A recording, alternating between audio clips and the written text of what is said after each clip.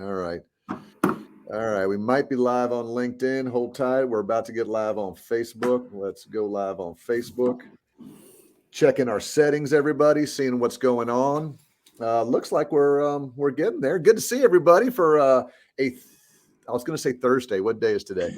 Tuesday. It's Tuesday. Dang it. For a Tuesday lunchtime learning blast, y'all. This is Pete and Greg. Kim's going to join us as the third member of our team. This is like one of them NFL games. This is Pete and Greg. Kim's on the sideline. She'll join us in just a little bit. She's finishing up a training class. But we are live on the Personnel Board Facebook Live page. We are live on my LinkedIn Live page, just trying to get this information out to as many people as we can with today's topic, which is what is workplace harassment and why in the world do you still even have to deal with this in the year 2021? Why do we have all this stuff? So, Greg, what's going on with you? How you doing, buddy? Man, I am doing great, Pete. Glad to be here and looking forward to this subject because we've got some issues in the workplace. So, and it's not a funny subject, but to think in 2021 that we're still dealing with workplace harassment and it's all over the news. That's the funny part that right. We're laughing at, that, here we are as professionals still dealing with this in the workplace. Yeah. And thanks for that disclaimer, Greg. As we go through, there may be some giggles, there may be some, but most of it is because we're just in shock and awe of what is still happening. Greg and I, right. In fact, every time we lead a full-time training class called Workplace Harassment and how to prevent it and all that, it's about, every couple months. And every time we'll hear some class participants, Greg, that'll tell us some things happening in their workplace. That's right. We just come back from the class and we're like, you're not going to believe what believe what is still happening out there. So here's what we want to do with you all. If you are watching this recorded, just go ahead and put it on your radio, your podcast, just listen as you're driving. But if you're watching live today at 11 o'clock a.m. Central Time, go ahead and use your chat feature in Facebook, use your chat feature in LinkedIn Live. We're going to be asking some questions throughout. So if you want to tell us where you're watching from, tell us, hey, I'm at work, I'm at home, share any topics you have about workplace harassment, any questions. Again, we don't position ourselves as experts by any stretch of the imagination, but we do have backgrounds in human resources, operations management, and we'll try and share some of those thoughts. Real quick before we get going, here's Kim, but she's not there yet, looks like. So sorry, Kim, we'll pull you back out. Your camera wasn't on. And when you get your camera up and going, Kim, we will bring you in. So let's get started, everybody. Greg, for anybody who's been living under a rock in the past, couple years, I'm going to put a graphic up here right from the EEOC website, which is harassment. Why don't you walk us through just some basic definitions when we say workplace harassment? What are we talking about and what should we be looking out for? Pete, the first thing we should be looking out for is that it's unwelcomed. Okay. Right? Yeah. Now, anytime it's unwelcome, unsolicited, unwanted, those are some things that, we as leaders have to immediately stop and say, okay, is my behavior unwelcome, unwanted, unsolicited? Is my comment towards, that person in the workplace unwelcome, unwanted, unsolicited? Yeah. Now it also, one of the other things that we need to remember and whatever I'm doing or thinking about doing can be illegal. Yes. Okay. It doesn't have to be severe, but if it's severe, it may go into that illegal standpoint. But what I'm doing can be illegal. All right. And then if it's severe, trust me that it probably will fit in that illegal range. And then we're into some serious consequences. And if my behavior is consistent and unwanted, unwelcome, then those are the things that we've got to recognize as leaders. We have to report as leaders, and we have to do something about it. So that would be my definition, just short bullet points of things we got to remember. Yeah, I mean, even in the year 2021, the fact that we don't know that offensive conduct may include the jokes, the slurs, the epithets, the name calling, physical assaults, threats, intimidation, ridicule, mockery, insults, put downs. Well, you telling me I can't use sarcasm and insult? Now it depends. Like Greg said, it's got to be unwelcome. It's got to be unwarranted. Who else is listening? Who else is hearing? Is it in a public place? Is it in a private place? We're going to talk about this gray area in just a little bit. But Greg's right. If we're just talking about just basic leadership skills, you should have almost we just don't do any of this stuff in the workplace. That's the way to sort of lead and go through this. Kim, what's up? Let me bring you full screen, buddy. How are you? I am good. How are you all? Good, good. Tell everybody where you've been the past couple hours. Well, I have been actually teaching a public speaking class. So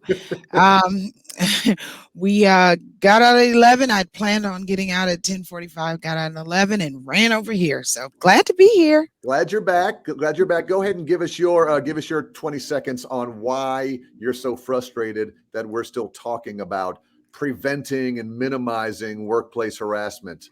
Why is that so frustrating to you? Well, we've had training.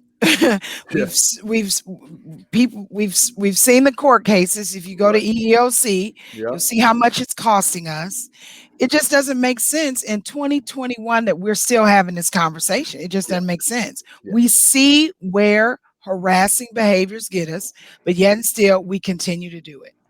It just doesn't make sense. And it's frustrating. It's crazy. It is. Robert's watching from looks like Robert's watching from Birmingham. Two great. Well, you weren't on yet, Kim. Glad to join you from the COB. For those of you watching across the world. Yes. the city of Birmingham. So glad to have you checking in today. Hopefully we can give you some good tips today, Robert, as well. I know Michael's on Facebook. Persephone's on. So good to see you guys. So let's go ahead and just get started. Kim, I told Greg we're just going to do some fun stuff here where we pick a couple of recent EEOC cases and just put our hands to our heads and just kind of go why. So I'm going to let Greg pick one first. So let me go ahead and share my screen here. And Greg, here's all the recent EEOC cases. Go ahead and pick one for me, buddy. You want let's do the one, Pete, where Walmart is on there for 125 million. Okay, I'll take Walmart for 125 million. Okay. So I mean, some of these cases you'll hear, oh, it's $70,000 here, it's $100,000 there, 125 million. Let me just give you the story here, and both of you can just comment. Now, again, when you go through the EEOC, this stuff takes a long time. There's got to be interviews and litigation. So this particular thing happened in 2015, but the settlement and all the stuff just came through almost 5-6 years later. Also, part of the reason I think why people are like, I don't want to report it. It'll take years for it to come. So that's no reason not to be reporting things. But basically, you had an employee who had Down syndrome, and Walmart accommodated her. They accommodated her with all types of things. Well, then apparently that she asked that her start and end times be adjusted by 60 minutes or 90 minutes. Walmart failed to act and said, no, you can't do that. And you know what? We're going to fire you because you asked for this accommodation. Now, Kim, here's the kicker. She'd worked for the company for 16 years and had consistently received positive performance evaluations. And the jury also found that when she tried to come back, they said, no, we're not hiring you because of your disability. So now they're even, I mean, could you ask for just dumber decisions to be made? So exactly. The jury awarded her $150,000 in compensatory, but $125 million in punitive damages. Only took them 3 hours. Again, the jury here recognized and was quite offended that she lost her job because of needless and unlawful inflexibility on the part of Walmart. So Kim or Greg, take us to this idea of inflexibility. What's a leader's job around this idea of disability discrimination? What should we be doing? Well, my thing is, if she's been there for 16 years, this disability did not just come up. You've already been accommodating her. Yep. If you can make the accommodation, why not make the accommodation? If it's not going to cause Walmart undue hardship by allowing her to come in 60 minutes or leave 60 minutes early, make the accommodation. Right. But instead of doing that, now they're having to pay out this crazy amount of money because they failed to make this reasonable accommodation. And So, that's key. Greg, let's talk about this. Is this incompetence on the leader? Is it insensitivity? Is it bad training? Who's deciding these? And what's the crux? I think it's all of the above, Pete. I think we have leaders who may forget what the protected classes are for certain employees, and obviously this one is protected by the Disability Act. And so I don't know if that leader was aware, but there should have been resources to give that leader some assistance so that it didn't cost the company $125 million. Yeah. And so that leader failed to know what the policies and procedures are. Exactly. The leadership in that organization or in that store failed that leader because they didn't wrap their arms around them and said, hey, you can't do that. This person is in a protected class and they have to be accommodated. And hey, what's 60 minutes? If my employee has been there for 16 years, exactly. Can I have some flexibility? Is that one of my core values where I have some flexibility and making sure my teammates who've been with and in the organization for a while, doing a job, can I accommodate them in this request? And I think that's why we get frustrated because, there's always two sides to every story, but the jury heard both sides and the jury said, no, this would have been a really easy thing for you to do. Right. All right. Now, again, I mentioned earlier, Kim, before you and Greg got on, that we don't minimize or mock harassment, workplace harassment, sexual harassment. It's a serious topic. But as we read a couple of these, I will be giggling because of the incompetence of what people think is appropriate in the workplace. So, Kim, go ahead and say Chipotle for me. I was going to say Chipotle. All right, Chipotle. Yes, $70,000. But, and again, if you're watching and you're under the age of 18, please earmuffs, cover your ears, all of this. But listen to this. A male Chipotle crew person repeatedly made sexually offensive remarks about the body of a fellow service manager. The harassment escalated to inappropriate touching, including the crew person thrusting something towards the service manager's face. Having already repeatedly reported, not just reported, repeatedly reported the harassment to the management. The service manager then had to tell the GM she was planning to report the assault to corporate. And so because of that, the only thing we can do, y'all, is terminate her. So she's could you ask for a more easy case to adjudicate? So I'll go back to you on Kim. Is this a matter of our culture? Are we hiring the wrong people right now because there's so many jobs open, but this happened years ago. So how do we get people into these roles that they think that this is appropriate? And how do we get managers to hear this and then decide that firing is the right thing? How does this happen? I mean, this is like the craziest case. And it's like, what? Yeah. And the crazy thing is I blame leadership. Yeah.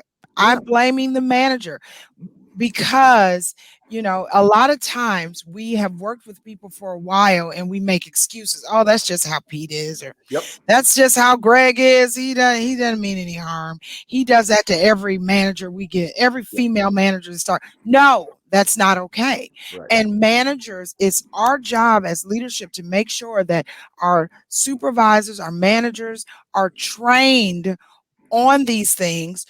And we hold them accountable. That is not okay. And the thing is, a lot of times, not only are they suing the employer, they're going after that supervisor or manager. And so you need to protect yourself. Make sure you know the laws. Make sure that if you need more training, ask for it. But on this one, I fought the manager because it says repeatedly they reported it. And apparently it's like, oh, that's them, or don't worry about it. They didn't take it serious. And now look at the result. And Greg, that's one of the takeaways from today is whether you're an employee, a supervisor, manager, we are not if somebody says, hey, I found that offensive. Hey, I think someone's harassing me. Hey, I think this is a hostile work environment. While we might just want to roll our eyes and go, are you kidding me? The importance of everything being looked into is paramount, right? Yes, and we have to do something about it. You know, Yes. if it's escalated, we have to get our HR partners involved. We have to take that serious, you know, and let the investigation take place to find out, hey, if that statement or that incident really fits the description that we talked about. Yep. And if it does, okay, then we'll put some things in place regarding our policies and procedures to correct that behavior. If it's not, then we'll talk about and get some more training and things so that, you know, those that were offended or involved know what's going on. And I think so many times, if we'd address it and get our partners involved, we solve a lot of the issues that we have. Yep.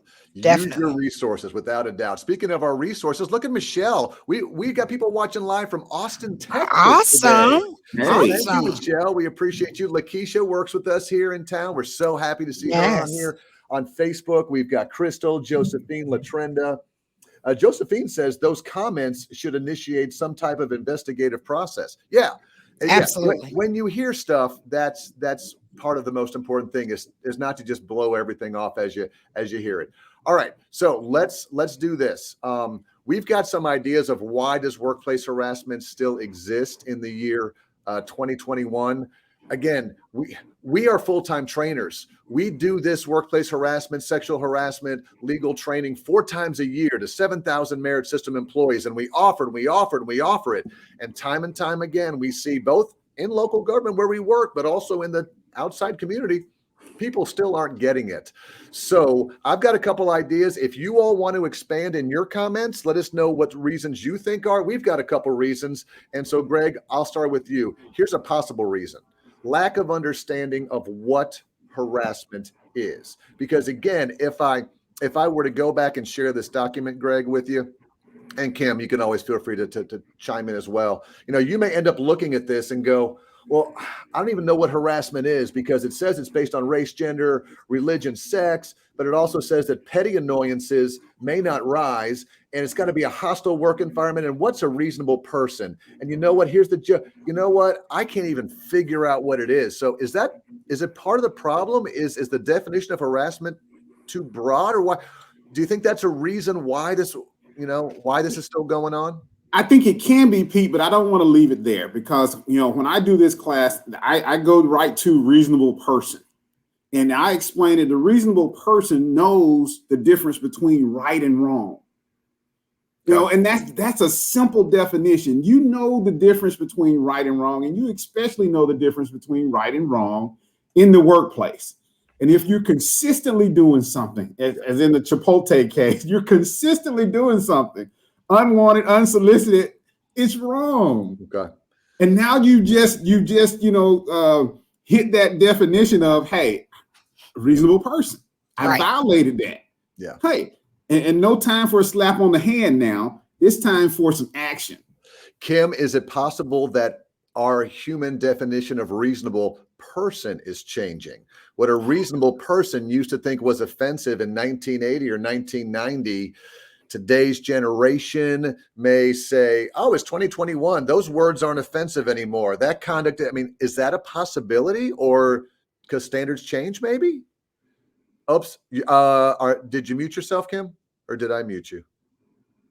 I think you may have hit your little button. I'm showing your mic is hot, but we're not hearing you. We're not hearing you. Did you hit your pause button accidentally there on your old headset?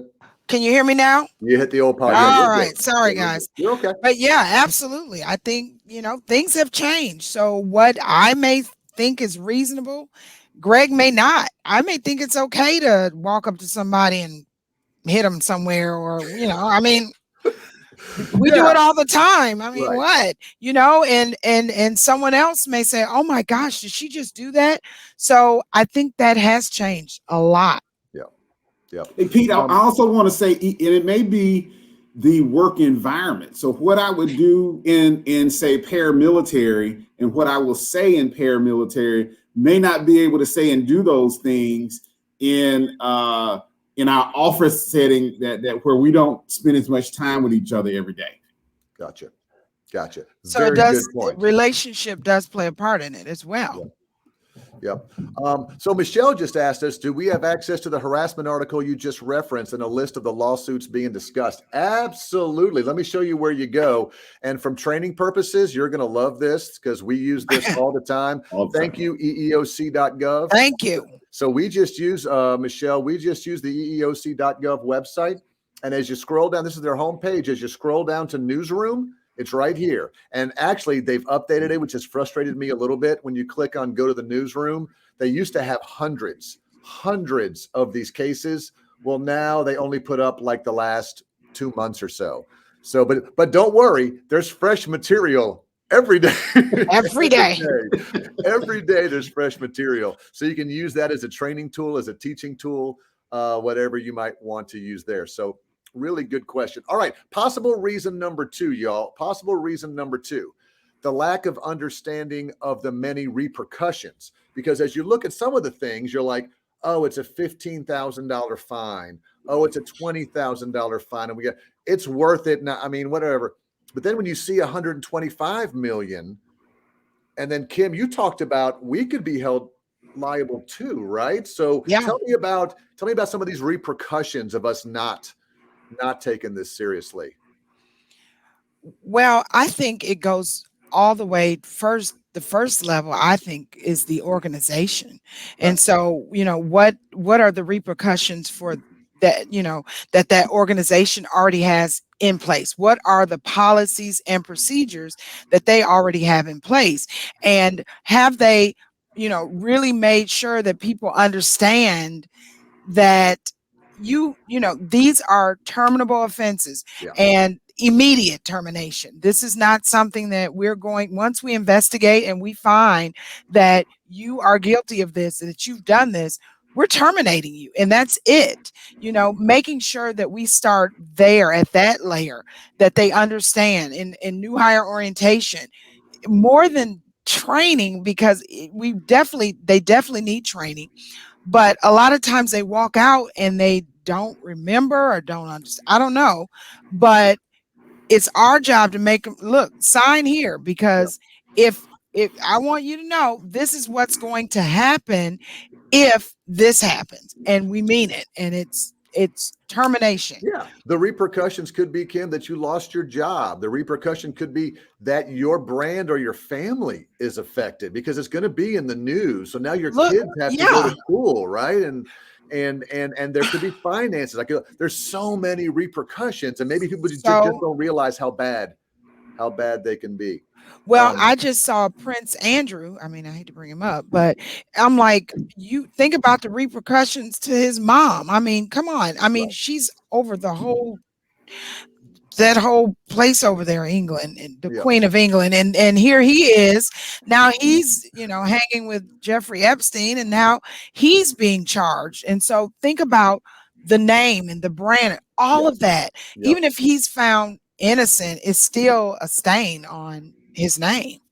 For those of you that are watching live right now on LinkedIn or Facebook, give us some reasons. Type in there, what do you think is a reason why harassment still exists in the workplace in 2021, 70 years after the Civil Rights Act and all these titles, all this stuff? Why does that happen? Here's one more that, Kim, we sort of alluded to: lack of manager training.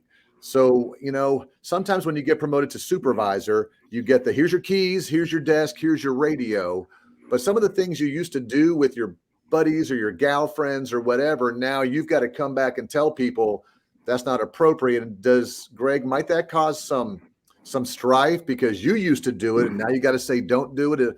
What's the struggle there? And how do we train? The struggle there, Pete, is how do I change that company culture where I was a part of doing the wrong things, and now I've got to be the person that's responsible for enforcing the standard? That's and hard. So if it's hard if I wasn't enforcing the standard, all along.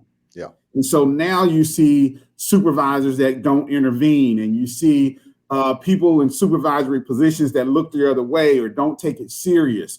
Or you have, we got to go to this workplace harassment thing to just check the box. Yep, check the box. So now that culture is like, this is not a serious thing that we're talking about.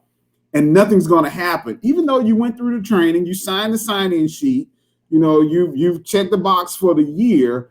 I'm going to go back to business as usual because that's our company culture.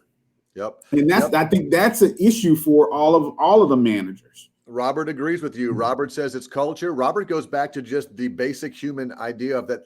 Maybe you just have no manners. Maybe you just weren't raised. You just weren't raised the right way. Natasha says on Facebook, lack of follow through and accountability on behalf of the organization. That's a big word, Natasha. On behalf. When I create a harassing environment, it's not just Pete's department. It's on behalf of the personnel organization. It's on behalf of the city, your county, your company, whatever it may be. All right, one more. Here's reason four why it may still happen. And we talked about it a little bit, the dreaded gray area. We teach this because, again, there's law. We love laws, rules, regulations, policies, procedures. But if I tell a dirty joke and you're not offended, but you weren't the one who heard it, so I'm not sure if it is. Or, if I see Greg and I give him a hug, he doesn't mind it, but I give Kim a hug, she does. And the district court in Atlanta found that hugging is inappropriate, but the 7th district out west found that it was. So there's all that. So how do we maneuver the minutia? Because the laws are black and white, but sort of the application and the consistency is gray. How do we handle that as some minutia? What I tell them in class is, yes, the laws are black and white. There is gray area. Stay out of the gray area. So the thing is that, I might not find it offensive, but someone else does. That someone else is the one that's going to report it. And that someone else is the one that's either going to get you terminated or is going to cost the organization lots of money. Yep. So the thing is, to me, it's about respect. Just don't do these things. Yeah. Don't do them. I mean, I had someone tell me the other day, you can't even compliment people anymore. Hey, if someone's going to be offended by you saying, hey, you look good in that red dress, don't say it. Yeah. And we've been hearing that, Greg. We've been hearing that since I started leading some of these classes in 2007. We always have the one or two people in class. So, well, I'll just be quiet then. I just won't talk to anybody. I won't say anything because I'm walking on sensitive. Yeah. Okay, let's not go. I mean, somewhere between that extreme and I'm going to do anything in the workplace is the truth. So I don't think we're sharing all this to say, don't talk to anybody, don't look at anybody, don't high five anybody. That should never be the message, because who wants to work in that culture? Right. So what should the message be, Greg? Where's that middle ground? The message should be, hey, be respectful. Be respectful of every person that's in the workplace. You know, you can say, hey, that's a nice dress. Keep it moving after that. That's right. But I think where we get in trouble is now we're taking it beyond the nice dress, or now we're taking it beyond to now make it sexual or being, just above board. Right. So, and we have to remember that it's the workplace. Yes. It's the workplace. It's not the club. It's the workplace. It's the workplace. Goodness. And so we have to be mindful of that as leaders, that there's a certain way that we have to respond and act in the workplace. Yep. Crystal says that sometimes there's cliques in certain parts of management where they uphold each other's behaviors. Mm-hmm. That can be a struggle sometimes, especially if you get into, again, I got to be careful with this. There is a, I'm trying to if my censor button's going off or not, because not everybody, but there are some organizations, some departments that have a locker room mentality still, that have a good old boy. This is, whether it be, whatever those departments are, that's not going to hold up in a court of law. That's right. So just because this is the whole buddy, because we all work in a warehouse, or because we're all outdoors, or because we're all doing this, we're allowed to act this way, is a horrible thing. So, right. So let's kind of finish up. And Kim, I know I said that we wouldn't share too much time on this because we do not want to be political. But again, you mentioned Prince Edward? Yeah, Andrew. Prince Andrew. Again, Governor Cuomo of New York is going through some struggles right now. But I just saw the breaking news that he resigned. Oh, it just came out, huh? Just came out. I mean, so perfect timing for this class. How about that? Oh, wow. Because take a look at some of the defenses, okay? And you'll hear this a lot in people's defense of workplace harassment.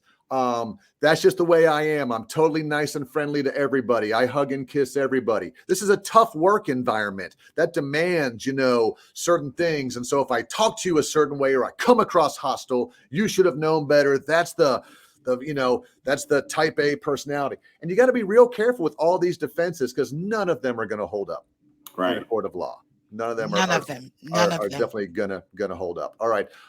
Hey, Michelle says this. Michelle has seen older employees or people that have been around for a long time or coming from a military background. There's that group we were talking about, Greg, who feel that those filing complaints are being too soft or worried about political correctness.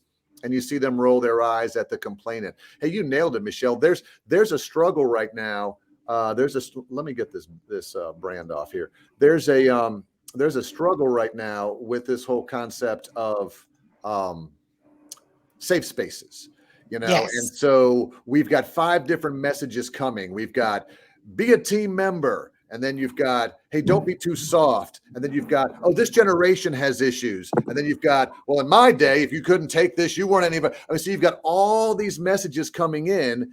At the end of the day, Michelle, I think, right, we just need to go back to the law. I think we need to go back to it. It has nothing to do with opinions or banners or soft or anything like that. I think, we really need to be cognizant of what does the law say and what can I legally do? Does it make me soft or generational or anything like that? I think it's about the law. So that's a very, very good point. Okay. So anyhow, we're rolling along 11:30. What can we do, guys? I'm sorry, men and women. What can we what can we do? So if you've got tips and you're watching us live, throw those tips into LinkedIn Live or Facebook Live. I want to hear what you think we should do. But here's a couple of tips. Greg, I'm starting with you on this one. Lead by example. Yes. Why is that? I mean, we've sort of tiptoed and talked about this. What does it mean, though? It means that the leaders have to model the way. The leaders have to make sure that their culture is a place that's safe for everyone, that it's free of harassment. Yep. That it's a respectful place for everyone, not just from the comments, but their ideas and their performance and everything, that a standard is set. And if we're not doing that as leaders, we're creating that culture that eventually is going to get us in the headlines. Yep. Kim, you agree with that? Absolutely. Yeah. Absolutely. It's one of those things where, you can only control, we talk a lot about your locus of control. Right. So we talk a lot about, well, Pete, this person is harassing and this leader is harassing and this, and it's all, can you control, again, your area? Can you control your behavior, and maybe try and change the culture from within? Doing that, I think is just as important. All right. Next one. The other tip we had, Kim, there's pros and cons to this. Hold engaging refresher training for all employees. For example, Lakeisha mentioned this earlier, and thank you, Lakeisha. She says there's a lack of accountability. An organization should implement constant refreshers for all employees. But Kim, I also heard Greg say, beware of making it a check the box training. Right. So how do we do this? How do we not make it, I've got to sit and click and learn about this twice a year, once a year. So it's not just I got to do it versus it's helpful. It's relevant. Tell me the value in recurring training. Well, I think refreshers are good because a lot of times people forget, people get lax, people get comfortable, and they we develop friendships and relationships, so we let down our guard, and then that's when we can say the wrong thing or do the wrong thing. So having these pulse checks, or what I call them, these refresher trainings, making sure that we're on the same page as far as this is the law. These are our policies and procedures. This is what is unacceptable and will not be tolerated. Just those reminders are good. They're really good. And especially for that management level, because as Greg said, they set the climate for their team and that whole department. So making sure they have it and they're being trained repeatedly and they're having these pulse checks, these refreshers quite often will also help their team. And they can encourage your team, hey, we have another training, just to remind us and refresh us. And make it, don't make it a point and click, but how can we make it interesting? How can we do it different so that it's not boring? And and we have to be careful, even now that a lot of people are online. I was reading that there is now a lot of online harassment. I was like, wow, people are being harassed in their Zoom class. But again, we have to make sure that we start at that level, that manager level, that supervisor level, that front line. These are our standards. These are the policies and procedures, and then that trickles down. And Kim, I'm going to put pressure on us as HR and training. It's up to us to invent, create, design, deliver refresher trainings that are not, all right, get out your books. Let's go through Title VII. I'm going to read the harassment definition. Exactly. Even something as simple as we just did, which is showing real life articles, showing some recent news stories. You don't have to talk about the law every single time, but if you're going to do refresher training means most of the time people know what is coming. They already know it, right? Yeah. So how do you make it engaging and exciting and relevant and relevant to me as the listener? Greg, going back, I think you were talking about lead by example. Don't do as I say, not as I do. It's do as I do. So that's right. Absolutely.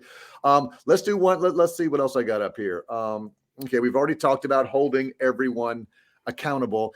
And again, Kim, you really talked about this a lot. I think that's our job as managers and leaders. We can't, especially once you get promoted, you can't give a side eye or a wink, or that's just Greg being Greg, or that's just Pete being Pete. And here's something else. Once you set a precedent for what this is, Kim, you were saying, I want to terminate somebody. If I hear that you're harassed, I want to terminate. If that's your level, then that's got to be the same for everybody. So if your first level is a written and then a verbal, maybe that's but however you start doing this, you've got to have a nice, consistent plan, but everybody's got to be held. That's right. That's your standard. That's right. Absolutely. Lakeisha reminds us to make it a conversation for this training we do, not just a click refresher, and help you. Talk about the gray areas. What is a gray area? Somebody in fact, before the training, send out maybe a survey monkey with anonymous questions that you can answer in class. Well, how come it's okay that so-and-so can listen to this music, but I can't? Whatever the real life examples are, let's sort of use these. And let's finish up again. This is tips to eliminate workplace harassment. What do you guys think? We talked about leading by example. We talked about refresher trainings. We talked about holding people accountable. Is there anything else we can do? Because notice, I don't say minimize workplace harassment. I don't say lessen. The goal should always be to eliminate. So is there anything else that we can do in the workplace, y'all, that can work us towards this? We've got to expose it as soon as it happens, Pete. No more of just kind of closing it or keeping it quiet. If you have an issue in your workplace, hey, pull the people that were involved aside, get HR partners involved, do what you need to do on that, but immediately call your team together and say, hey, this kind of activity will not be tolerated in the workplace. And I know there are things that you can and can't talk about in the details of it, but at a high level, you can address that issue and not keep it in the secret. Yeah, and I think that is going to be you can balance, Greg, the confidentiality and the lifelong lesson training, right? I mean, absolutely, that's important. Great point. Kim, what do you got for us? Greg, he took my words. That was it. Greg, we think alike. I mean, my thing is, it reminded me of what my mom used to say, where you act out is where I'm going to get you. Right then and there. And it's when we just, again, we kind of ignore it and don't address it right then, that people think that behavior is okay and they continue to do it. And it's not okay. But as supervisors, as managers, as soon as it happens, it needs to be addressed immediately. As soon as you can address it and let them know this is a respectful culture.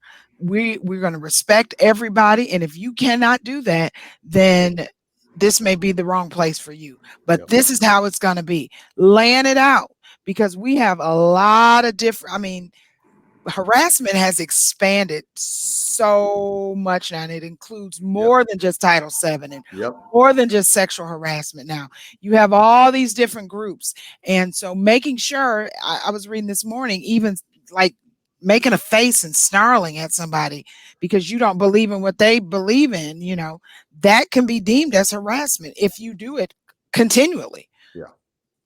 Respect is all it is. I love it. Bringing it back to respect, Greg. That's where it starts. Make it transparent. I would add, as we sort of close up today, kind of everything you guys said, and I would package it with the idea of day one expectations. If I'm a supervisor, every time I get a new employee, part of my new day with them is to talk about harassment work environment. Here's what I expect. Here's what I don't expect. Here's common sense. Here's what's going to happen to you.